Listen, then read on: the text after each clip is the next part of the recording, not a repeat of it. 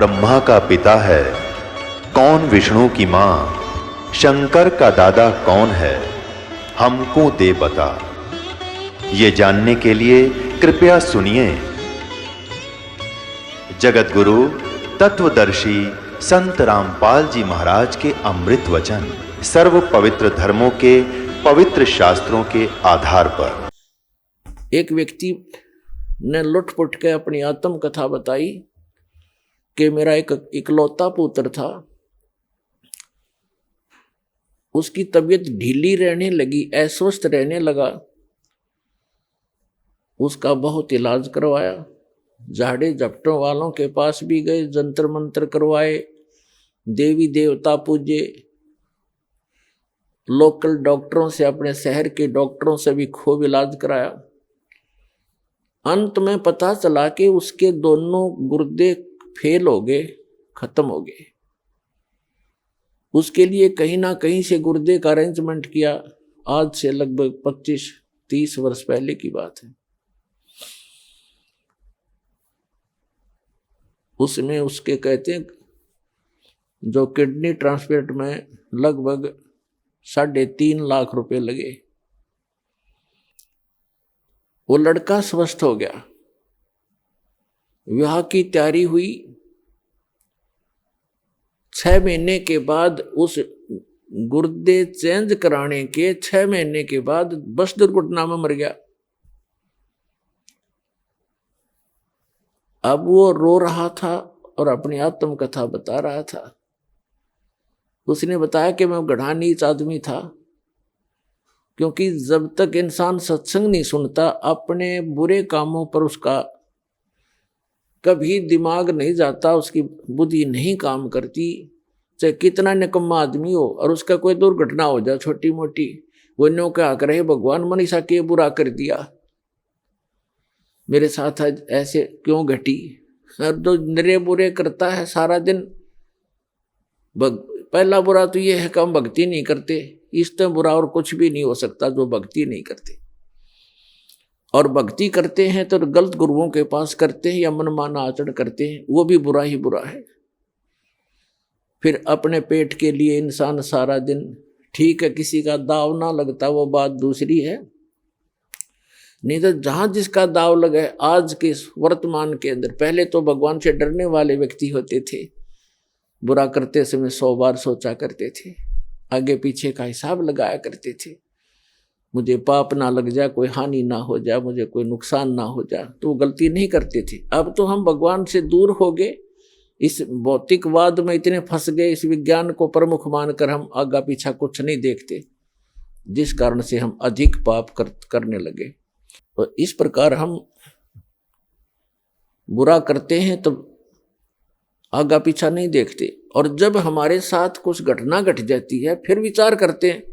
तो वो बता रहा था, जी मैं घना निकम्मा व्यक्ति था, मेरे ये टेप रिकॉर्डर की दुकान थी, रेडियो रिपेयरिंग की और सेल परचेज की।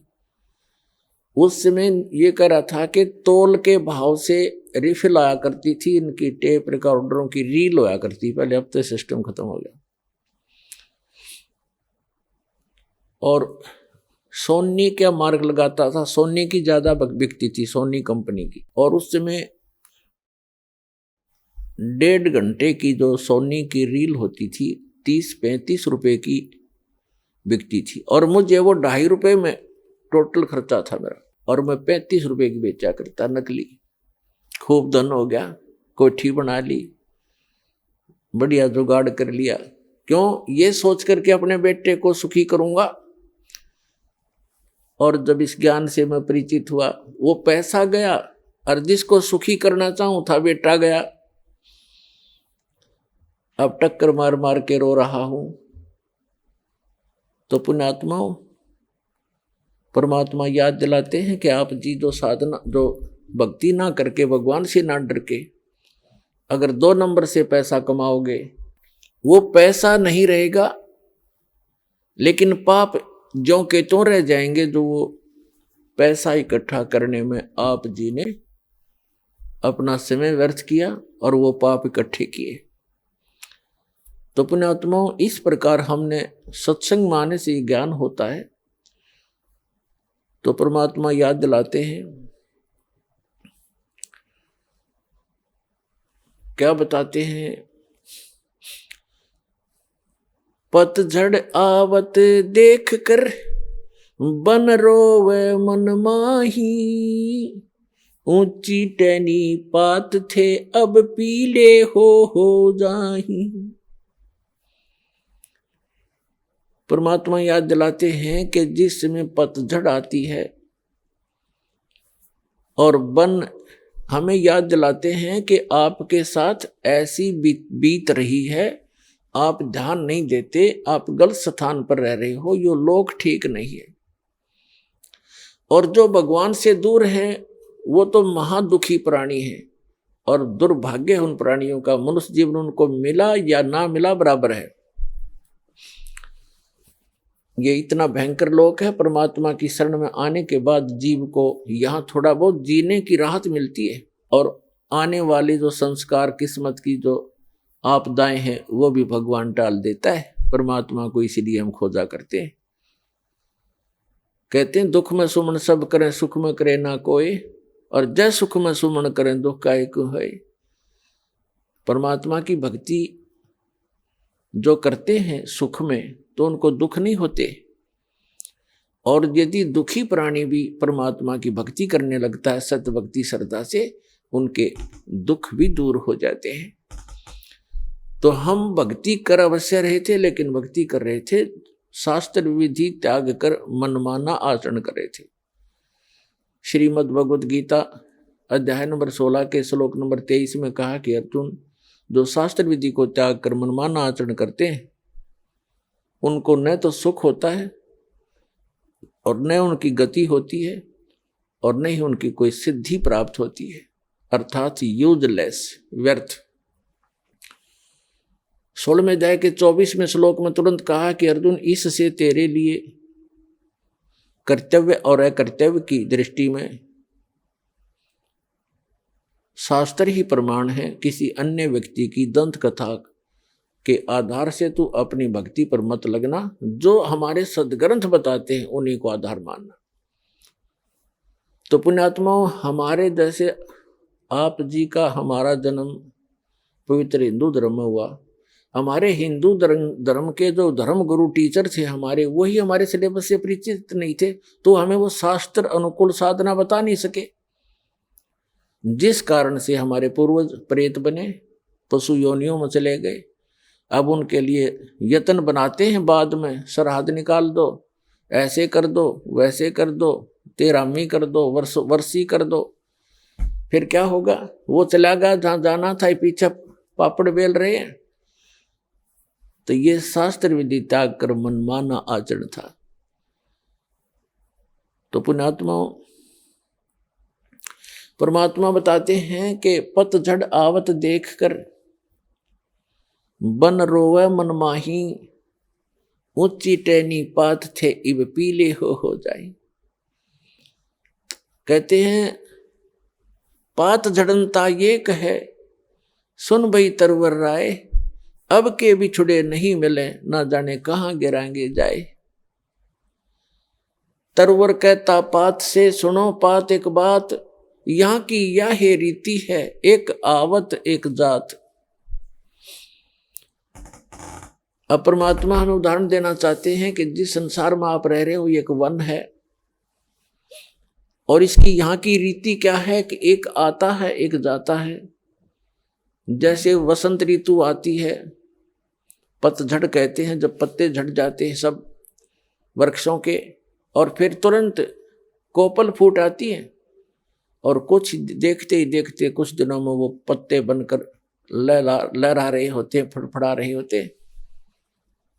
एक वर्ष वो फड़फड़ा लेते हैं, फिर पीले होकर गिर जाते हैं, तुरंत नई कोपल फूट आती है, और वो भी ऐसे ही गिर जाते हैं। तो यहाँ परमात्मा हम उदाहरण देना चाहते हैं कि संसार रूपी वन है और एक परिवार रूपी वृक्ष है, और इसके सदस्य रूपी पत्ते ये झड़ पीले हो यानी बूढ़े हो करके या रोगी हो होकर मरते जा रहे हैं, दुर्घटना से समाप्त हो रहे हैं। कहते हैं पतझड़ आवत देख कर बन रोवे मन माही, ऊंची टहनी पात थे वह पीले हो जाही। अब जैसे वृद्ध हो गए जो भक्त, जो व्यक्ति, उनके सफेद बाल हो गए, ये हमारे की तरह। अब इनको ये सूचना मिल गई है कि तुम्हारी टिकट कभी भी कट सकती है, चालन की तैयारी करो। लेकिन हम बगैर ज्ञान के, भगवान के अध्यात्म मार्ग से परिचित न होने के कारण हम और ही अटकलों में लगे रहते हैं, अभी नहीं मरेंगे, अभी नहीं मरेंगे। जो आज मृत्यु को प्राप्त हुए या कल हुए, वो भी ये सोच कर जी रहे थे अभी नहीं मरेंगे। इस भूल को सत्संग में मिटाया जाता है, दृढ़ निश्चय कराया जाता है। अब क्या बताते हैं परमात्मा कि पतझड़ के अंदर पीले पत्ते, पहले वाले पत्ते पीले होकर टूट टूट कर गिर जाते हैं। कहते पात झड़नता ये कहे सुन भई तरवर राय, अब के बिछड़े नहीं मिले ना जाने कहाँ गिरेंगे जाए। जैसे किसी परिवार का कोई सदस्य मृत्यु को प्राप्त हो रहा है और उसको ये पता लग गया कि तेरी मृत्यु डेफिनेट है, कोई ऐसा असाध्य रोग है, और डॉक्टरों ने भी बता दिया है कि तू 2 महीने 20 दिन का मेहमान है, तो उस समय उस व्यक्ति की स्थिति देखो। अब उस समय क्या करते हैं, कुल के लोग इधर उधर से इकट्ठे होते हैं, मेहमान आना शुरू हो जाते हैं कि मेडिकल के अंदर है, कुछ दिनों का मेहमान है, तो उसको सांत्वना देते हैं कि भाई यहाँ तो सभी ने मरना है, पीछे देख ले कोई दादा रहा ना परदादा रहा, एक दिन सबने जाना है, क्यों माड़ा मन करता है, खुश होकर जान दे दे।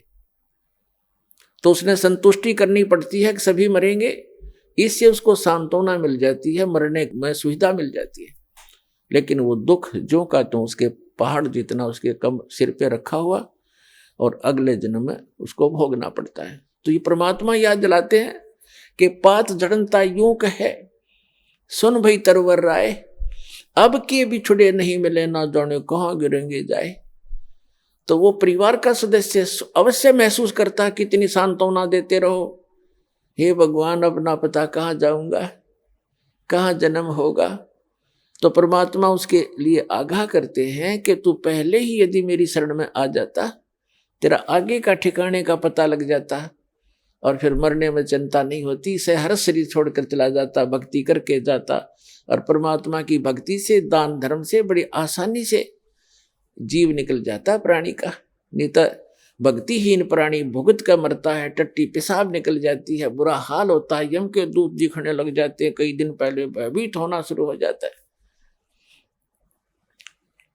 तो यहां बताते हैं परमात्मा के जीवित जग में जूती पड़े फिर जम तोड़े छाती, या यहीं पर दुर्गति शुरू हो जाएगी आपकी, और फिर आगे यम के दूत वहां पिटाई करेंगे। उसके लिए भगवान बताते हैं कि फिर कुल के लोग ऐसे सांत्वना देते हैं जैसे पात झड़नता यूं कहे सुन भई तरवर राय, यानी वृक्ष को कहता है पत्ता कि अब के बिछड़े हम नहीं मिले ना जाने कहाँ गिरेंगे जाए, और तरवर कहता पात से, पेड़ कहता उस पत्ते से, मान लो कि तरवर कहता पात से, सुनो पात एक बात, यहाँ की यह रीति है, एक आवत एक जात। दादाजी की टिकट कटन होगी, पोता पैदा हो गया, 20-30 साल 50 वर्ष में पोते की टिकट कट जाएगी, उसका पोता आ जाएगा। तो परमात्मा कहते यहाँ की यह रीति है, एक आवे और एक जात। तो परमात्मा आपको याद दिलाते हैं, कबीर ये तन जावेगा सके तो ठाहर ला, एक सेवा कर सतगुर की भाई गोविंद के गुण गा। अब जैसे पुराने समय में हमने देखे पुराने कच्चे मकान हुआ करते थे, और उसमें कड़ी और सैतीर होते थे, वुडन बीम, वुडन बैटन, और उनमें से कोई सतीर में क्रैक आ जाता था तो पूरी की पूरी छत गिरने के चांसेस हो जाते थे। तो क्या करते थे, उसके नीचे एक बल्ली लगा देते थे मोटी सी, नीचे थोड़ा उसका बेस सा बना करके ईंट आट रख के पक्की, और नीचे उसका बल्ली लगा देते थे, उसको ठाहर बोलते थे, ठाहर यानी सपोर्ट। तो वो ठाहर लगाकर मनमाने 20-30 वर्ष तक उस मकान को चला लेते थे, नहीं तो उसी दिन गिर जाता जब ठाहर ना लगाते। तो परमात्मा कहते हैं, हमें संदेश देते हैं और संकेत देते हैं, कबीर ये तन जावेगा, जिस दिन आपका निर्धारित समय है जाने का, यदि आप कबीर परमेश्वर की शरण में नहीं आए हो तो आप निश्चित मरोगे उस दिन। कबीर ये तन जाएगा, सके तो ठाहर ला, ठाहर माने सपोर्ट, और वो सपोर्ट क्या बताई है, एक सेवा कर सतगुरु की और गोविंद के गुण गा। परम पिता का भक्ति कर सतगुरु की शरण में आके, कबीर ये तन जावेगा, सके तो ठाहर ला, और एक सेवा कर सतगुरु की और गोविंद के गुण गा। इस यदि आप यहां कुछ दिन जीना भी चाहते हो, और जीने का उद्देश्य यहां बकवादों के लिए नहीं, आपको एक्सटेंशन मिलेगी। यदि आप भक्ति उद्देश्य से आत्मा से पुकार करते हो परमात्मा से, तो कहते हैं फिर आपको एक्सटेंशन मिल जाएगी, वो ठाहर लग जाएगी इस सत भक्ति की, सतगुरु शरण में आने से। इसका विकल्प भी बता दिया परमात्मा ने, अल्टरनेट बताया है कि इस आयु को भी आप एक्सटेंड कर सकते हो। अपने आत्माओं, हमारे सदग्रंथ जो है ये अनमोल रतन है, और हमारे धर्मगुरु इनको समझ नहीं सके, जिस कारण से वो आप भी अपना जीवन नाश कर गए और साथ में हमारे दादे परदादा ने ले डूबे, क्योंकि वो संस्कृत भाषा गणी जानते थे, काशी विद्यापीठ पढ़ाया करते थे। आम भोली जनता ने न्यू सोच लिया ये गुरुजी बड़ी संस्कृत फटाफट बोल रहे हैं, फराटेदार, ये बड़े विद्वान होंगे। पुण्यात्माओं, भाषा से विद्वान का कोई मेल नहीं है। मान लीजिए कोई एक भाषा में विद्वान है, इंग्लिश खूब बोलता है, उसने पंजाबी ना आती, बताओ क्या फेल हो, तो विद्वान कहाँ रहा फिर? तो विद्वान वो है, भाषा उसकी जैसी है, लेकिन ज्ञान कंप्लीट हो उसको, स्पिरिचुअल नॉलेज, वो विद्वान होता है। और भाषा का काम तो अपने विचारों को दूसरे तक पहुंचाने का होता है। अब जैसे एक बढ़िया, कई कहते हैं भाई प्रोनाउंसिएशन ठीक नहीं, ऐसा ठीक नहीं, वैसा ठीक नहीं आपके गुरुजी का, ये तो बकवादी आदमियों की बात होती है। ये तो वो व्यक्ति सोचते हैं जिनको पूर्व जन्म का संस्कार उनका जिनका ठीक है, ज्ञान से परिचित नहीं, क्योंकि ज्ञान से परिचित प्राणी ये बकवाद नहीं बोला करता है। अब जैसे किसी का रोग है और वैद्य है बहुत अच्छा, वो किसी भी भाषा में दवाई बताता, वो कंसंट्रेट माइंड से सुनता है, अच्छा जी ऐसे खा लूंगा ठीक हो जाएगा, ऐसे हो जाएगा खा ले, ऐसे चाहे वो किसी भाषा में बोल रहा है तो समझ जाता है, यानी उसका प्रोनाउंसिएशन उसका कैसा भी है। चाहे तो पुण्यात्माओं, जिनको मोक्ष कराना है इन बकवादों में नहीं चलना चाहिए, क्योंकि हमारे परमात्मा कबीर जी वो विद्वान थे, वो खुद भगवान थे, और हमारे जो धर्मगुरु थे वो संस्कृत के ज्ञाता और व्याकरण के में प्रसिद्ध थे। वो व्याकरण की भक्ति पढ़ाया करते थे, दर्ड़ाया करते थे, और यही कहा करते कि कबीर साहब का प्रोनाउंसिएशन ठीक नहीं है, इसने बोलना भी ना आता, काहे का विद्वान होगा, वो तो भगवान था। वो यही भ्रम दूर करने के लिए आए थे कि इन बकवादों से भगवान का कोई लिंक नहीं है, कोई मेल नहीं है। परमात्मा पाने के लिए आत्मा निर्मल हो, मंत्र का जाप ठीक करते रहो, मर्यादा में रहो, और ज्ञान ग्रहण करो, किसी भी भाषा में उपलब्ध है वो ज्ञान होना चाहिए। अब जैसे परमात्मा कहते हैं, जैसे कुंभ कुमार का ऊपर चित्र अनूप, और वस्तु तामद है नी जैसे जलबिन कूप। एक बहुत सुंदर घड़ा मटका रखा है, जग मिट्टी का, और उसके ऊपर बढ़िया चित्रकारी कर रखी है, और वस्तु उसमें है नहीं। और एक सिंपल सा घड़ा, उस पर चित्रकारी भी नहीं, और वो शीतल निर्मल जल से भरा हुआ है, तो के फूका चित्रकारी वाले ना जिसमें बालू रेत ठोक रखा, तो वो जिसके ऊपर कोई चित्रकारी नहीं और सिंपल सा है, खराब सा दिखकर उसमें निर्मल वस्तु है, पिए गट गटर जान बचाई, तो वो है हमारे लिए पूज्य।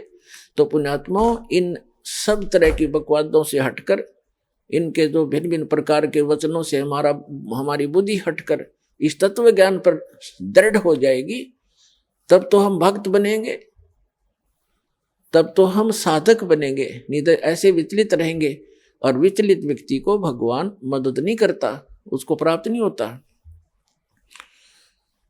तो क्या बताते हैं, ये हमारे धर्म गुरु जो थे, ये हमारे सदग्रंथों से परिचित नहीं थे, और परमात्मा आए थे 600 वर्ष पहले स्वयं, क्योंकि वो आते ही रहते हैं। उसका विधान है ऋग्वेद मंडल नंबर 9 सूक्त नंबर 86 मंत्र 26 और 27 में, ऋग्वेद मंडल नंबर 9 सूक्त 82 मंत्र 1, 2, 3 में, ऋग्वेद मंडल नंबर 9 सूक्त 54 मंत्र 3 में, ऋग्वेद मंडल नंबर 9 सूक्त 20 मंत्र 1 में, ऋग्वेद मंडल नंबर 9 सूक्त 94 मंत्र 1 में, ऋग्वेद मंडल नंबर 9 सूक्त 95 के मंत्र 2 में, ऋग्वेद मंडल नंबर 9 सूक्त 96 के मंत्र 16 से लेकर 20 में, और भी अनेक स्थानों पर ये प्रमाण है कि वो परमात्मा ऊपर के लोकों के सबसे ऊपर के लोक में रहता है। यानी प्रत्येक लोक में जो ऊपर के लोक हैं, जैसे सतलोक, अलखलोक, अगमलोक और अकैलोक, जिसे अनामी लोक भी कहते हैं, उन सब में परमात्मा भिन्न भिन्न रूपों में रहता है। प्रत्येक के सबसे अंतिम तीसरे पोर्शन में सबसे ऊपर के स्थान पर विराजमान है, और वहां से वो मनुष्य दृश्य है, सिंहासन पर विराजमान है, सिंहासन पर बैठा है, राजा के समान वहां पर सबको कंट्रोल करता है। सिर पे मुकुट है, सफेद छत्र है और सफेद सिंहासन है उस परम पिता का, बहुत सुंदर। और वहां से चलकर आता है, किस लिए, किस उद्देश्य से आता है? तत्व ज्ञान देने के लिए आता है, अच्छी आत्माओं को मिलता है। परमात्मा सतलोक से अपने निज स्थान से गति करके आते हैं, चल कर आते, यानी सह शरीर उनका चल के आना, कोई पैदल चलना नहीं, आकाश में उड़ जाना, 1 सेकंड में ऊपर पहुंच जाना, दूसरी सेकंड में नीचे पाना, इतनी गति है उस परम पिता की।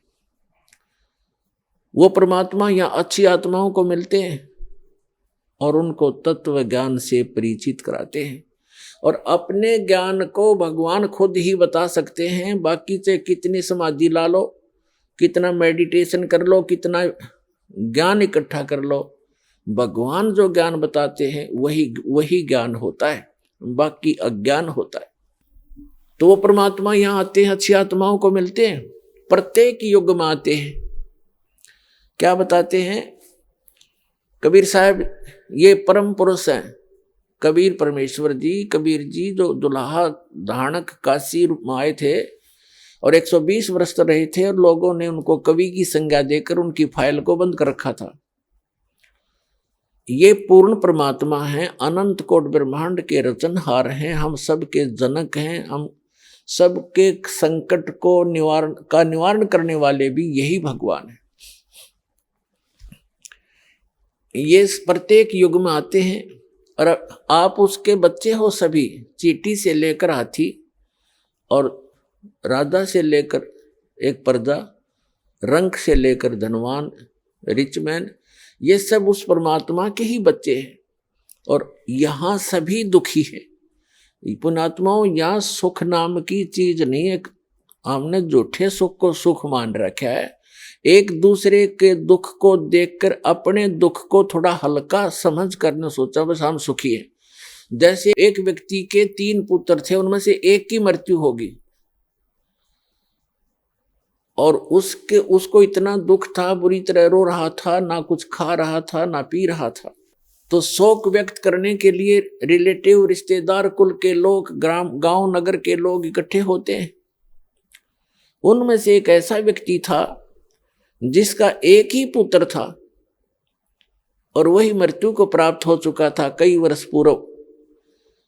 तो वो व्यक्ति जब वहां आया, अन्य व्यक्तियों ने कहा कि भाई जिसका 3 पुत्रों में से एक की मृत्यु हुई थी, उसको संबोधित करते हुए, सांत्वना देते हुए कहने लगे कि देखो इसकी तरफ देखकर जी ले, इसकी तरफ देखकर जी ले, इसका एक ही पुत्र था और उसकी मृत्यु होगी, इसने भी तो सब्र कर लिया। तो उसको राहत मिली, रोना बंद हो गया और ये सोच लिया तो शुक्र है भगवान, अच्छा मेरे तो 2 तो बच गए, इसका तो एक था बेचारे का, ये भी गया। तो फिर उसने शांति हुई, थोड़ा बहुत आहार भी किया। तो हमने क्या, वो पुत्र वापस आ गया? हम एक दूसरे को घना दुखी देखकर अपने थोड़े दुख को सुख मान रहे हैं। एक व्यक्ति बता रहा था कि मेरी लड़की के जन्म हुआ तब गुदा नहीं थी और मेरे पर पार्ट टूट गया, हमारे परिवार पर दुख का। मेडिकल में लेकर गए तो वहां क्या देखा, जिस वार्ड में मेरी बेटी को लेकर गए उस वार्ड में ऐसे मरीज 4-5 और थे। फिर मेरा दिल को शांति हुई, थोड़ा सहारा मिला, खाक सहारा मिला। क्या वह गुदा लगी लड़की के जाते ही? नो देख लिया कि और भी से दुखी बतेरे हैं, नो शांति कर ली और सुख हो गया। तो परमात्मा कहते झूठे सुख को सुख है, ये मान रहा मनमोद, ये सकल चबीना काल का और कुछ मुख में कुछ गोद। इसे गंदे लोक में रहकर आप फिर भी सुख ढूंढ रहे हो। यहां सुख नाम की चीज नहीं है। अभी तक तो हमें कोई पता नहीं था, इसका विकल्प नहीं था। पुण्यात्मा, ऐसा जीवन जीना हमारी मजबूरी थी, कोई विकल्प नहीं था। अब परमात्मा ने आके विकल्प बताया, वो हमने सुना नहीं, क्योंकि नकलियों ने सुनने नहीं दिया। नकली गुरुओं ने जो आप आज भी पंजे अड़ाना चाहते हैं, लेकिन अब इनके पंजे उखड़ जाएंगे, अब नहीं टिक पाएंगे ये, क्योंकि जनता शिक्षित है।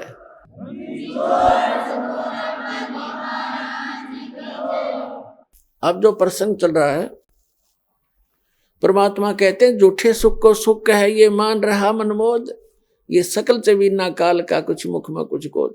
तो वो हमारे पिता हैं कबीर परमेश्वर जी, वो हमारे लिए भटक रहे हैं। कबीर साहब कहते हैं मैं रो तू सृष्टि को, और ये सृष्टि रो है मोहे। और कहे कबीर हमारे वियोग को ये समझ न सकता कोई। वैसे गरीबदास जी की वाणी है, कहे गरीब इस वियोग को समझ नहीं सकता कोई। कहने का भाव ये है कि हम उस सुखदाई भगवान की खोज में लगे हैं, और उसकी खोज करते करते हम ऐसे अनाड़ी संतों के पास फंस जाते हैं जिनको कह का पता नहीं, दाढ़ी मूछ बढ़ा कर लाल पीड़े कपड़े पहन के ऐसे बैठ जाते हैं गुग्गू बन का। हमने सोचा बड़े विद्वान होंगे, बड़े पहुंचे हुए संत है। तो ये काल के दूत ठोर ठोर बैठा रखे इसने अपने, और भगवान आते हैं हम उनकी सुनते नहीं, क्योंकि उन काल के दूतों से घड़े प्रभावित हो चुके होते हैं। कोई 10 वर्ष से लगा है, कोई 20 वर्ष से, कोई 5 वर्ष से, वो सेट हो गया क्योंकि ग्रुप बन गया। उनकी सब एक जैसी विचारधारा है। उस विचारधारा से हटकर कोई ज्ञान सुनने को मिलता है तो हम विरोध कर लेते हैं। दुर्भाग्य हमारा। ज्ञान को सुनना चाहिए, गहराई तक जाना चाहिए, निष्कर्ष निकालना चाहिए, फिर अच्छा लगे तो स्वीकार करो, ना छोड़ देना चाहिए। पहले ही विरोध करने लग जाते हैं, झगड़ा ठान लेते हैं। ये क्रोथा कांड इसी का कारण था। इन दुष्ट लोगों ने अपनी दुकानें बंद होती देख कर ये जुल्म करवा दिया, झूठे प्रचार करवाया, और 21 महीने तक इस प्रचार को बंद करा दिया। कीड़े पड़ा कर इसे व्यक्तियां का तुम्हारे सामने दिखा दूंगा ऐसे जालिम लोगों को। आप बुराई करें, अपने चंदा इकट्ठा करने के चक्कर में उन जनता से कोई लेना देना नहीं, कोई भाड़ में जाओ। और एक परमार्थ का काम शुरू होता है, परमात्मा ने आके शुरू किया था, उनका इतना विरोध करा दिया था इन नकली गुरुओं, ब्राह्मणों, ऋषि मंडलेश्वरों ने, काजी और मुल्लाओं ने जीना हराम कर दिया था। लेकिन वो तो समर्थ थे, वो अपनी छाप छोड़ गए। उस समय ये अनमोल रतन देगे हमारे को, सुख संवेद देगे, जो जिसके सहारे आज दास ऊपर उठ रहा है। और इसके विषय में बताया है कि और ज्ञान सब ज्ञान डी, कबीर ज्ञान सो ज्ञान, और जैसे गोला तोब का करता चले मैदान। परमात्मा का ऐसा ज्ञान है, ऐसा निर्मल ज्ञान है, ये निर्मल करे शरीर, और ज्ञान सब मंडलीक है ये चकवे ज्ञान कबीर। और ज्ञान तो मंडलिक हैं, सीमित हैं, डिविजनल हैं, अक्षेत्रीय हैं। और चकवे माने चक्रवर्ती, all round, complete in all respect, complete spiritual knowledge जो कबीर भगवान ने दिया है वो ज्ञान चकवे ज्ञान, चकवे माने चक्रवर्ती ज्ञान है उस कबीर साहब का। ऐसा निर्मल ज्ञान है, निर्मल करे शरीर, और ज्ञान मंडलीक है, मंडलीक माने डिविजनल, अक्षेत्रीय। और ये चकवे ज्ञान कबीर, चक्रवर्ती ज्ञान है उस कबीर भगवान का, जो सभी सदग्रंथों में प्रमाण है। तो वो क्या बताते हैं, चारों युग में मेरे संत पुकारे, को के कहा हम हेल रे, हीरे माणिक मोती बरसे, ये जग चुगता ढेल रे। क्या बताते हैं कि चारों युग में जिन महापुरुषों को मैं मिला हूं, कबीर भगवान बताते हैं, क्योंकि ये चारों युगों में आते हैं भगवान परमात्मा हमारे पिता, और हमें सतमार्ग देना चाहते हैं। लेकिन ये काल के नकली दूत, ये झूठे गुरु परमात्मा के मार्ग में हमेशा बाधा बनते रहे। उसका कारण ये था कि हम शिक्षित नहीं थे। केवल एक वर्ग को, ब्राह्मण वर्ग को ही शिक्षा का अधिकार था, और उनमें इतना अभिमान हो गया क्योंकि आम जनता उनको दादाजी कहने लगी, उनको ब्राह्मण गुरुजी, उनके चरण धोएं, उनके श्रद्धा से। फिर उनने अपना एक वो बना ली, परंपरा बन गई। उसके पोते, उसके पड़पोते आगे फिर पढ़ताई करने लग गए। अब उनका रोजी रोटी का काम बन गया वो। तो उन्होंने ज्ञान था नहीं उनको। फिर भगवान जब बताने आया, जब बात कति बिगड़ती दिखी तो उन्हें सुनने नहीं दी और सुना नहीं। तो इसलिए मालिक ने ये समय सेलेक्ट किया, क्योंकि जो यह शिक्षा है ये बहुत खतरनाक है, हानिकारक है मानव के लिए। इसमें आदमी बेईमान बनता है, निर्लज्ज बन जाता है। आप देख रहे हो, अब थोड़ी सी शिक्षा होगी, ठीक से नौकरियां मिल गई हैं, और बकवाद करने लग गए। फिल्मों में देखो कैसे बेहुदे पढ़ाने लगे हैं, और चतुरता इतनी आ गई, भाई का भाई से प्यार रहा नहीं, माँ बेटे में आपस में खेचा तानी, बाप बेटे में खेचा तानी, भाई बहनों के मुकदमे कोर्टों में धक्के खा रहे। या चतुरता और अभिमान लाती है ये शिक्षा। इसलिए भगवान ने इसको टच नहीं होने दिया अपनी प्यारी आत्माओं तक। लेकिन अब कंपलसरी था, एक बार तो इससे बिगड़ेंगे, ये पता था मालिक को, बिगड़ेंगे, सुधार लूंगा, क्योंकि मेरी आत्मा है, परमात्मा के लिए भटक रही है, इनको ज्ञान होगा, फिर सुधर जल्दी जाएंगे, बेशक बिगड़ गए। लेकिन ऐसे उपकरण बनवा दिए दाता ने, इंटरनेट के system, television system, projector system. ये मनुष्य की सोच नहीं हो सकती, ये भूल जाना आपके, ये मनुष्य बना देगा। ये पहले ना बढ़ाए, मनुष्य 4 लाख वर्ष, 40 लाख वर्ष हो गए यही धक्के खाते ने। एक रेडू में, एक छोटी सी बैलगाड़ी में, और 6 खच्चर जोड़ के, ये घोड़े जोड़ के उसने घसीटे फिरा करते थे ईब तक। और अभी तक हमने देखा, किसान परिवार में जन्म था दास का, कोई ऐसा औजार नहीं था जो फसल को ढंग से समय पर निकाल ले। एक झाड़ बोझड़ा काट के, गेहूं को ऐसे डाल के, गेहूं को काट के उसको ऊपर बैलों समेत घुमाए जाया करते, 1 महीने में जाकर सेट होते थे। 100 मन गेहूं मुश्किल से निकलते थे। अरे 100 मन गेहूं काट दे घंटे में, कट कट कट कट वो मशीन चल पड़ी। तो कहने का भाव ये है कि परमात्मा ने इसको कलयुग नाम दिया है। इसमें मशीनरी से काम चलेगा। या मशीनरी भगवान ने दिमाग दिया जीव को।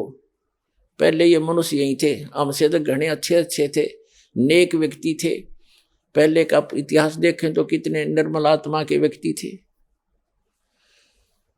तो कहने का भाव यह है, परमात्मा ने अब शिक्षा देना अनिवार्य समझा, और अब शिक्षा पाकर को छोटी सी पोस्ट बन गई, कोई IAS IPS, या कोई मंत्री MLA बन गया, या कोई जज बन गया। अब धरती तोल रखी सबने, सुनते नहीं, अपने से बड़ा एक्शन समझते नहीं। और पुण्यात्माओं, इस ज्ञान, जब ये ज्ञान होगा प्राणी को, इसको अपनी औकात का पता चलता है, तू क्या है और क्या करने जा रहा है, किसके लिए कर रहा है। ये किसी को हानि भी करने जाता है, अपने सामर्थ्य का दुरुपयोग करने से पहले वो फिर बहुत सोचेगा। अब आप देख रहे हो छोटे से थोड़े बहुत किसी के पास पैसे हैं, बड़ी कोठी ले बना ली, बड़ी कार ले ली, और उनकी बहन बेटियां देखो कैसे एक बेहुदी औरतों की तरह कच्चे पैर पर घूमती हैं बड़े शहरों में, उसको ये आजकल विकास मानते हैं। तो पुण्यात्मा, ये विकास नहीं, ये नाश है इस मानव का। अब इसको परमात्मा ने ये इंटरनेट चलाए, घर बैठे भगवान अपने बच्चों को ज्ञान देगा और घर बैठे वो भगवान को पहचानेंगे। शिक्षा इसलिए दी गई थी और इस शिक्षा का घनी आवश्यकता नहीं थी हमें। अब पुण्यात्मा, हमने उद्देश्य क्या लेकर पढ़ाते अपने बच्चों को कि ये नौकरी लगे। 2% बच्चे नौकरी नहीं लग पाएंगे, कहाँ लगाएंगे? नौकरी लगे फिर कमाओगा कौन, बाकी काम कौन करेगा? तो ये शिक्षा अनिवार्य है अब वर्तमान में, ताकि हम सदग्रंथों को खुद देख लेंगे और अपना जो काम करने आए हैं संसार में उसको करना शुरू कर देंगे। और 2 रोटी भगवान आपको गणेश बढ़िया देगा, औरों से अच्छी देगा। इस भक्ति में ऐसी शक्ति है, परमात्मा पता नहीं कहाँ से बरकत शुरू कर देगा आपके। एक व्यक्ति शराब पीवे, बीड़ी पीवे,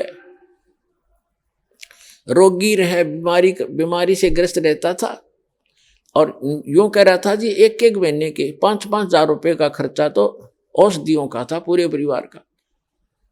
और शराब पीता वो न्यारी, एक आधा सदस्य शराब भी पीता, और बीड़ी तो ये दादा लाई हो रही सबके घर में होकेर बीड़ी। अब परमात्मा ने दया करी, क्योंकि यहाँ आने वाले व्यक्ति को सबसे पहले ये बुराई छुड़वाई जाती है जो मनुष्य के योग्य नहीं है, ये तो राक्षसों का आहार था। उस बीड़ी, शराब, तम्बाकू, व्यसन जो करते थे वो पैसा बच गया, और फिर डॉक्टरों के जाया करते थे बुराई बीमारी के कारण। परमात्मा 1 मिनट में ठीक कर दे। भगवान किसे कहते हैं? जब 5 हजार की दवाई असर नहीं करती, 200 रुपये की दवाई काम कर देगी आपके। नियमित बनाता है भगवान। तो वो पैसे बच गए, हो गए धनी। 2 नंबर का काम बंद कर दिया, कर्म सुधरने शुरू हो गए और घर में बरकत आपे होगी। और फिर परमात्मा कहते हैं, कल्पे कारण कौन है, कर सेवा निकाम, और मन इच्छा फल देऊंगा जब पड़े मेरे ते काम। जब जहां पर भगवान का रोल आवेगा तो कहते तू भक्ति करते रहो, आप जैसे मेरा दास बतावे उस नियमों का पालन करते हुए आप भक्ति करते रहो। और फिर आप पर कोई आपत्ति आवेगी जो भगवान सतर्की होगी, फिर कहना देखना मन इच्छा फल दे दूंगा जो पड़े मेरे ते काम। अब भगवान ते काम हमें पड़ेगा जब देखना। आप सोचते रह जाओगे कि भगवान हम सुना करते हैं, भगवान ऐसा सुख देता है, और आप पे गिनती नहीं होगी इतने सुख देगा ये परमात्मा आपको। ये पूर्ण परमात्मा है, ये आपके प्रारब्ध को बदल सकता है। तो क्या बताते हैं परमात्मा के चारों युग में मेरे संत पुकारे और कूक कहा हम हेल रे, हीरे माणक मोती बरसे ये जग चुगदा ढेल रे। हम सत साधना और तत्व ज्ञान रूपी हीरे मोतियों की वर्षा कर रहे हैं कि बच्चों ये भक्ति करो, इससे आपको घना लाभ होगा। और हमारी बात को ना सुनकर इन नकली संतों, गुरुओं, आचार्यों, शंकराचार्यों की बातों पर आरूढ़ हो चुके हो तुम, ये कंकर पत्थर इकट्ठे कर रहे हो जिनकी कोई वैल्यू नहीं होगी भगवान के दरबार में। पर भी लेन जात है दुनिया, हमरा ज्ञान किने ना सुनिया।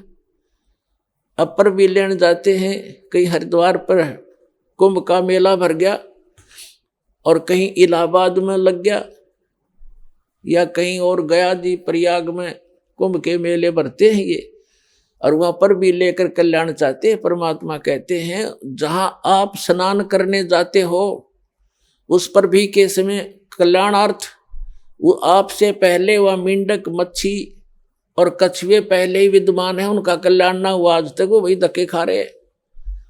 तो परमात्मा कहते हैं पर भी लेन जात है दुनिया, हमरा ज्ञान किने ना सुनिया।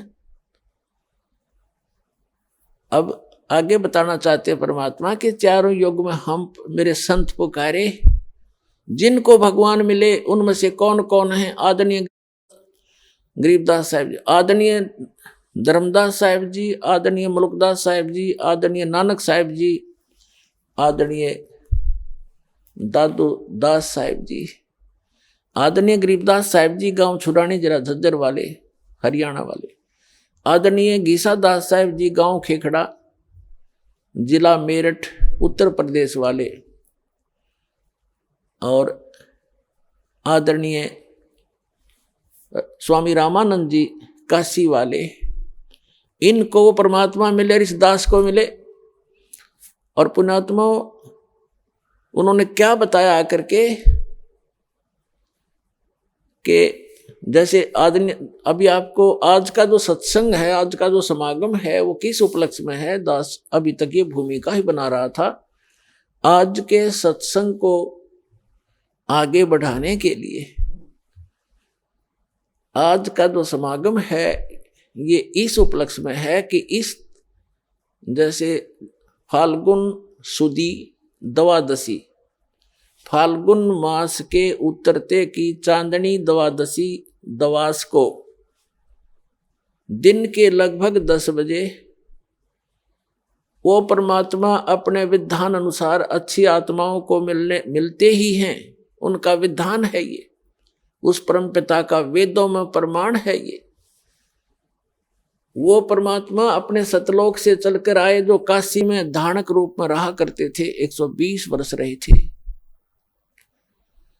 सहशरीर आए थे, मालिक के कमल के फूल पर प्रकट हुए थे कबीर भगवान। वो परम अक्षर ब्रह्म सत्य पुरुष एक शिशु रूप धारण करके काशी शहर के बाहर एक सरोवर में कमल के फूल के ऊपर आके विराजमान हुए थे, नवजात शिशु का रूप धारण करके। एक नीरू नीमा नाम के निसंतान व्यक्ति थे, पति पत्नी थे, वो स्नानार्थ गए थे, उस तालाब पर प्रतिदिन जाया करते थे और वहां उनको परमात्मा ने वो परमात्मा स्वयं बालक रूप में मिले। वो बड़े खुश हुए और उसका प्रत्यक्ष दृष्टा थे एक अष्टानंद नाम के ऋषि। ये देख रहे थे कि आकाश से प्रकाश का गोला आया, जबरदस्त बहुत ज्यादा तेज था उसका, और अष्टानंद जी की आंखें एकदम बंद होकर खुली। जब आंखें बंद हुई तो उसने क्या देखा कि कोई बालक है। जैसे सूर्य की तरफ आप कभी नजर दृष्टि करते हो तो आपकी आंखें उस तेज को सहन नहीं कर सकती, आप एकदम बंद कर लेते हो या साइड में करते हो, तो क्या देखते हो कि सूर्य का प्रकाश रहित आकार का गोला सा आपको दिखाई देता है, गोलाकार दिखाई देता है। वो प्रकाश रहित होता है उसका, और उसका आकार दिखता है। ऐसे ही जो ही उसने उस प्रकाश का गोला जो बहुत दूर देखा था ऊपर से आता हुआ बड़ी स्पीड से, जैसे तारा सा टूटता है, अष्टानंद ऋषि की आंखें बंद हो गई। आंखें बंद होते ही उसने क्या देखा कि एक शिशु रूप दिखाई दिया, प्रकाश रहित आकार शिशु का। दोबारा आंखें खोली तो क्या देखा कि उस जिस सरोवर के ऊपर वो बैठा साधना करने की चेष्टा कर रहा था स्नान करके, उसी के एक कोने में जाकर वो प्रकाश सिमट गया। फिर अंधेरे में उसको कुछ नहीं देखा, क्योंकि सुबह सुबह ब्रह्म मुहूर्त का समय था। वो चला गया उठ के अपने गुरु जी के पास उसका संग का समाधान कराने के लिए कि आज मैंने ये क्या देखा गुरुवर। उनके गुरु जी थे स्वामी रामानंद जी। तो नीरुनिमा नाम के वो निसंतान दंपति थे, वो उठाकर ले गए। उनके घर परवरिश होने से 25 दिन तक परमात्मा ने कोई आहार नहीं किया, ना जलपान किया। वो चिंतित हो गए दोनों पति पत्नी। फिर परमात्मा ने कुंवारी गाय का दूध पीना प्रारंभ किया। परमात्मा की दया से ही उस कुंवारी बछिया ने दूध देना शुरू किया, गाय की बछिया। ये अलग से विषय है जो आज सत्संग दास शुरू करने जा रहा है, उसके वापस हटकर आते हैं। वही परमात्मा 120 वर्ष वहां रहे और 5 वर्ष की आयु में बड़े बड़े विद्वान, प्रकांड विद्वानों के छक्के छुड़ा दिए परमात्मा ने। इस तत्व ज्ञान के अंदर एक ही प्रश्न किया करते थे उन विद्वानों से, कौन ब्रह्मा का पिता है, कौन विष्णु की माँ और शंकर का दादा कौन है, पंडित जी दे बता। सबकी टाएं टाएं फीस हो जाती थी। ये तो अजरो अमर हैं, इनके कोई माता पिता नहीं है। और हमारे सदग्रंथों में लिखा है।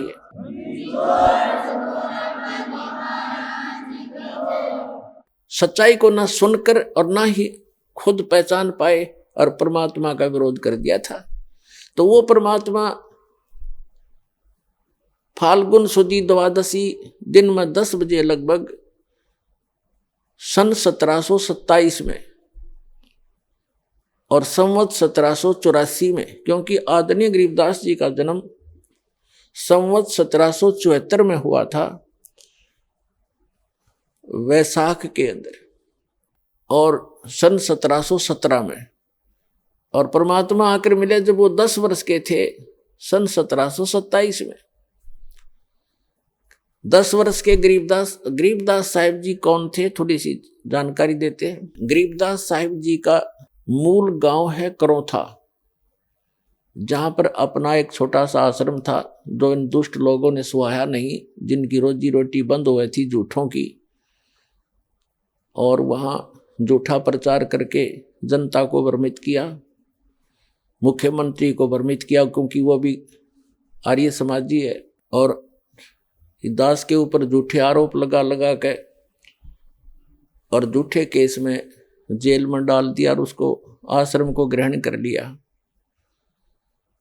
फिर भी परमात्मा कहते हैं कि साच को आंच नहीं होती। पुणात्मा आई कोर्ट ने हमारे हक में फैसला कर दिया सन 2009 में। मुख्यमंत्री आर्य समाजी और आर्य जो हमारा विरोध कर रहे थे, आर्य प्रतिनिधि सभा हरियाणा वाले, वो दोनों मिलकर सुप्रीम कोर्ट पहुंच गए। देख इनकी अकल मारी जा रही। कोई बात हो, अरे हम तो सत्य और असत्य की लड़ाई लड़ रहे हैं, ज्ञान और अज्ञान का झगड़ा, ज्ञान का जवाब ज्ञान से देना चाहिए। अब सुप्रीम कोर्ट में ऐसा मुंह पे थप्पड़ मार दिया परमात्मा ने उनके 8 वकील, 6 तो सरकार के, 2 उनके टॉप मोस्ट वकील कर रखे। हमारा ओरिजिनल वकील भी नहीं जा रहा था, उसको कोई काम हो गया अचानक, और परमात्मा के बच्चों को आश्रम दिवा दिया। इससे बड़ा चमत्कार पुण्यात्मा कोई नहीं हो सकता।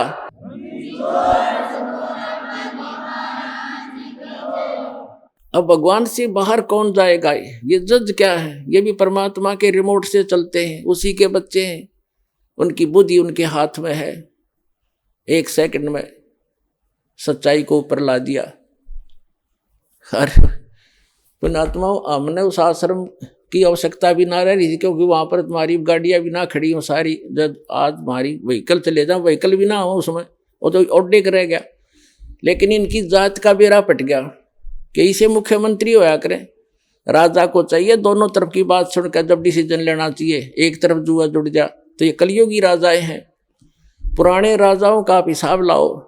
रामचंद्र जी राजा थे अयोध्या के, वो किसी मंत्री या किसी अपने साथी की बात में विश्वास नहीं करते थे, भगवान से डरने वाले थे। यदि कोई ऐसी जटिल समस्या होती, वो स्वयं वेश बदल कर जाया करते थे और निष्कर्ष निकाल कर निर्णय लिया करते थे। राजकाल के राजा उनकी पार्टी के 2 बात कह दे, फलाना ऐसा है, दकड़ा ऐसा है, कर दो उसका नाश। लेकिन हमारे साथ भगवान है, हमारा विरोध करने वालों का नाश हो जाएगा। भगवान के बच्चों का नाश आज तक हुआ नहीं, हर ना होगा।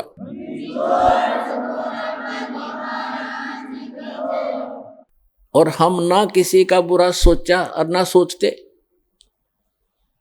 तो पुण्यात्माओं, ये गंदा लोक है, और अब और गंदे विचार हो गए हमारे। भगवान से डर रहा नहीं, और जब तक ज्ञान नहीं होगा अध्यात्म, तो भगवान से डरना छोड़ देता आदमी, और तभी मार खाता है। और ज्ञान होगा फिर, जैसे बच्चा छोटा सा होता है, वो कोई तार नीचे गिर गया हो लूज हो गए, और वहां से कोई स्पार्क हो, ज्वाइंट हो, उसका स्पार्किंग हो रही है, उसको आतिशबाजी जानकर उसको भी पकड़ लेता है छोटा बच्चा और मर जाता है। जब वो बच्चा सियाना होता है, उसका दिमाग सही काम करता है, तो फिर वो डर बताते हैं उसको कि इसमें बिजली हाथ मत लगाना। फिर वो बच्चा औरों को भी बचाता है कि इसके निकट ना जाना, स्पार्क है, बिजली है, इसमें मर जाएगा, आप भी बचाएगा, औरों को बचाएगा। तो इसी प्रकार जैसे कोई बच्चा कोई बोतल रखी है जिसमें विष हो, और वो लगा के मुंह को पी लेता, उसको पता ही नहीं, मर जाता है। तो पुण्यात्मा जब उस बालक को ज्ञान होगा, बड़ा हो जाएगा, उस पर लिखा है विषय, तो वो आप भी नहीं हाथ ला और दूसरों को भी नहीं लाने देगा कि इसके हाथ ना लगाना, इसमें जहर है। तो पुण्यात्मा जो गलतियां आज हम कर रहे हैं, हम तत्व ज्ञान अध्यात्म ज्ञान की कमी के कारण वो विष पान कर रहे हैं, सपार्क वाला तार पकड़ रहे हैं, रिश्वत लेकर और चोरी करके, जारी करके, मिलावट करके और एक दूसरे को अपनी ताकत का दुरुपयोग करके सता के हम विष पान कर रहे हैं। और जब ज्ञान होगा हाथ भी नहीं लावेंगे, चाहे कुछ भी हो, भूखे मर लेंगे पर बुराई नहीं कर सकते। जैसे कर का जहर का रंग होरी हो, कहो कौन तिस खावे राम रंग होरी हो। आदरणीय गरीबदास साहिब जी को परमात्मा मिले, फिर अध्यात्म ज्ञान दिया, आज उसी का प्रकरण चल रहा है। लेकिन बीच बीच में बहुत सी साइड कथाएं सुनानी पड़ती हैं, तभी सत्संग बनता है। आदरणीय गरीबदास साहिब जी को परमात्मा मिले थे, सचखंड लेकर गए थे, फिर वापस छोड़ा था। उन्होंने उस तत्व ज्ञान को प्राप्त किया परमात्मा से। परमात्मा ने उनकी आत्मा में कबीर जी ने पूरा अध्यात्म ज्ञान फीड कर दिया था। तब उन्होंने कहा था कि जैसे किर का जहर का रंग होरी हो, कहो कौन तिस खावे राम रंग होरी हो। कहते हैं आपके घर में होरी माने खुशी, जैसे आप होली मनाते हो, खुशी का दिन मनाते हो, कहते ये होरी नकली है। असली होली तो जब होगी तुम्हारे घर में भगवान की भक्ति होगी, सब दुख रोज टलेंगे। आइए अब हम उन श्रद्धालुओं के अनुभव जानते हैं जो जगत गुरु तत्वदर्शी संत रामपाल जी महाराज जी से दीक्षा प्राप्त कर चुके हैं तथा उनके द्वारा बताए गए भक्ति मार्ग पर चल रहे हैं। नमस्कार जी। नमस्कार सर। क्या नाम है जी आपका? विमल दास मेरा नाम है सर। विमल जी, आप कहाँ से हैं? तहसील बाराचट्टी और डिस्ट्रिक्ट गया के रहने वाला हूँ, बिहार का सर। विमल जी, संत रामपाल जी महाराज से नाम दीक्षा आपने कब ली? संत रामपाल जी महाराज से दीक्षा 15/5/2012 को लिया सर जी। विमल जी, संत रामपाल जी महाराज से नाम दीक्षा लेने से पहले आप क्या भक्ति साधनाएं किया करते थे? इसके पहले सर मैं जय गुरुदेव और इसके पहले बाल योगेश्वर में मैं सत्संग में था सर जी। जय गुरुदेव सत्संग में मैं 2008 में लिया दीक्षा और 4 साल वहाँ रहा सर। और उसके बाद उसके पहले 2003 में मैंने बाल योगेश्वर से दीक्षा लिया, 5 साल वहाँ रहा। उसके बाद अचानक एक दिन मेरे के यहाँ सत्संग चलता था साप्ताहिक, उसके बाद सत्संग चल रहा था और टीवी भी नीचे चालू था। उसी समय साधना चैनल पर मालिक का प्रोग्राम आ रहा था संत रामपाल जी महाराज का, तो हम रुक गए सर और ऊपर जो है सब कोई सत्संग करने चले गए। उसमें मेडिटेशन था सर, वो क्रिया करना होता था, तो साप्ताहिक होता था। तो हम देखने लगे, उसमें जय गुरुदेव का तस्वीर आया। तो जय गुरुदेव का तस्वीर आया तो हमको अच्छा लगा कि वो मेरे गुरु जी का तस्वीर आ रहा है, चलो हमारे गुरु जी का भी जो है कि टीवी पर चलने लगा। तो इस वजह से हम खुश हुए और रुक गए सर। रुकने के बाद जो है से उसी समय तुरंत दिखा रहे थे घट रामायण को। तो घट रामायण में दिखा रहे थे कि 5 नाम काल के जानो तब दानी मन शंका आनो, और आदि नाम ले काल गिराओ अचल जाओ पुरुष दरबारो। ये 5 नाम जो है ये काल का जाप है, और जब तक मनुष्य को आदि नाम नहीं मिलता है तब तक उसका मोक्ष नहीं होता है। तो हमको तो खटक गया तुरंत कि भाई ये तो हमारा, ये भी इसको तो लास्ट हम मान चुके थे, फाइनल मान चुके थे, क्योंकि देवी देवता का 20 साल पहले किए थे। कुछ अपना कथावाचक भी कुछ न कुछ करते रहते थे, सदग्रंथ को भी पढ़ते थे सर। तो ऐसा लगा कि अब इनको फाइनल मान चुके थे, और परम संत परम गुरु ऐसे कुछ कर करके इनको इतना महत्व बढ़ा दिया गया था संत तुलसीदास जी जय गुरुदेव वाले को। तो हमने समझा कि ये ही अच्छा है, और 5 नाम मेरे मने दिमाग से मैच कर गया कि ये अच्छा मने नाम है सर। तो ये 5 नाम का जाप करते थे, मेडिटेशन करते थे। इसके बाद में सर फिर तुरंत फ़ोन लगाया, हम मथुरा लगा दिए सर। मम्मी मेरी वहाँ रहती थी वहीं मथुरा में, तो हम वहाँ जो नंबर था वहाँ का, वहाँ मैंने फ़ोन लगाया कि ये जो 71 का वो भविष्यवाणी के बारे में भी बता रहे थे कि, तो उसमें हम बोले कि 71 में भविष्यवाणी जो किए हैं जय गुरुदेव, वो संत रामपाल जी बता रहे थे टीवी में कि, तो उसमें हम पूछे तो वो बोली कि आषाढ़ या उसमें आओ, आषाढ़ वाला में आपको सब कुछ समाधान हो जाएगा। तो हमको जो है से ये माने शांति नहीं मिला सर जी, और हमको एकदम चैन नहीं हुआ, रात में नींद नहीं आया। उसके बाद दिन में एक और मैंने हमारे जय गुरुदेव से जुड़े हुए थे, उनसे कहा कि ऐसा ऐसा है, ये तो मैंने हम लोग जो जाप कर रहे हैं उसको तो भाई गलत बता रहे हैं, अब कहाँ चलना होगा। और एक मधु परमहंस है, वहाँ चलोगे कि यहाँ चलोगे, दोनों का अच्छा ही लगता है। तो फिर ये नंबर आ रहा था पीली पट्टी पर, ये संत रामपाल जी का जो साधना चैनल पर चल रहा था, उससे पीली पट्टी पर नंबर आ रहा था, उसी पर से नंबर लिया और फ़ोन किया। तो हम बोले कि इससे और क्या नाम है, आगे कैसे आप परमात्मा से मिला दोगे। कुछ बातचीत किया यहाँ बरवाला के भक्तों से, तो उन्होंने कहा आप आओ यहाँ, सबसे पहले आपको सारा समाधान हो जाएगा। संत रामपाल जी महाराज के आश्रम में गए, वहाँ जाने के बाद दीक्षा के लिए बात हुआ कि आपको दीक्षा लेना होगा। तो हमने कहा कि भाई दीक्षा तो हम कई जगह से ले चुके हैं, तो हम पहले शंका समाधान करेंगे, तो दीक्षा हम लेते नहीं रहेंगे बार बार। तो इस तरह से बोलेंगे तो दीक्षा नहीं लोगे तो इधर ही रहना होगा, बाहर में एक है वो चप्पल वाला जिधर रहता है, वो अच्छा व्यवस्था है, कोई दिक्कत नहीं है। तो कहीं कि रह लेंगे हम यहाँ, कोई दिक्कत तो है नहीं, लेकिन हम शंका पहले समाधान करेंगे तभी दीक्षा लेंगे। वहाँ शंका समाधान किए सर जी, उसके बाद जो है कि दीक्षा लिए सर। विमल जी, संत रामपाल जी महाराज की शरण में आने के बाद आपको क्या क्या लाभ मिले? संत रामपाल जी महाराज के शरण में आने से हमें आर्थिक और शारीरिक लाभ मिला सर जी। जो पहले 4 दिन 8 दिन 15 दिन पर सर दौरा आ जाता था और सभी डॉक्टरों के पास जाते थे, वो दवा दे देता था, लेकिन उससे कोई सुधार नहीं होता था सर जी। इसके बाद मैंने सारा जगह पर थक चुके सर, मज़ारों पर भी रहें 2-4 महीना, फिर ओझा के पास रहें, कोई बताया वहाँ चले जाओ तो वहाँ ठीक हो जाएगा, बड़ा ओझा है, वहाँ भी ठीक नहीं हुआ सर। कोई बताया दिल्ली में ये बीमारी ठीक हो जाता है, तो वहाँ मैक्स हॉस्पिटल में वहाँ भी गए, लेकिन वहाँ से भी कोई फ़ायदा नहीं। 4 साल हो गया सर वहाँ भी मेडिसिन लेते लेते, जिसका रिपोर्ट ये है। पहले मेरे को दौरा एपिलेप्सी कन्वर्सन बताया था, जिसको मिर्गी कहते हैं हिंदी में। उसके बाद सभी डॉक्टरों ने यही बताया था। ये जो है ये MRI का टेस्ट है और एक CT स्कैन भी है, EEG जांच भी है सर, ये सब देख सकते हैं। इसके बाद ये सभी जगह से थक जाने के बाद सर देखिए मैक्स का है, ये लोकनायक हॉस्पिटल का है। ये सभी जगह से हार जाने के बाद मैंने संत रामपाल जी के पास आया, वहाँ से मुझे जो है ऐसी बीमारी में बहुत राहत मिला सर जी। मैं पहले क्लिनिक पर रहता था, बैठे बैठे मेरे को डेली दिक्कत हो जाता था सर, और आज मैं पुस्तक सेवा में कहीं जा रहा हूँ 30 किलो 35 किलो लेकर के प्रचार प्रसार भी कर रहा हूँ, कोई दिक्कत नहीं। मालिक के परमात्मा का संत रामपाल जी की दया से हो रहा है सर जी, और बिना दवा का जो है कि मैं ठीक हूँ सर, आज मैं स्वस्थ हूँ। और घर में परेशानी और सब रहते थे, घर में लड़ाई झगड़ा चलते रहता था सर, और जानवर में हानि होता था, घर में परेशानी था, और भी बाल बच्चे में भी परेशानी हुआ था सर। तो वो सब भी संत रामपाल जी महाराज की दया से ठीक होगा सर।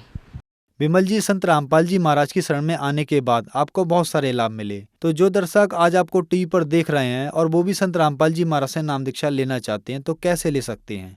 चैनल पर पीली पट्टी चलती है सर, उसके नीचे नंबर रहता है, यहाँ उस पर नंबर से कांटेक्ट करके, और उस नंबर से कांटेक्ट करके उस नंबर पर फ़ोन करके और संपर्क करके और वहाँ से दीक्षा ले सकते हैं सर जी। धन्यवाद जी।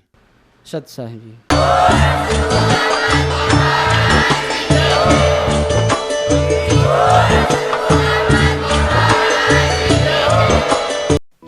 आप सुन रहे थे जगत गुरु तत्वदर्शी संत रामपाल जी महाराज के मंगल प्रवचन। अधिक जानकारी के लिए संपर्क करें।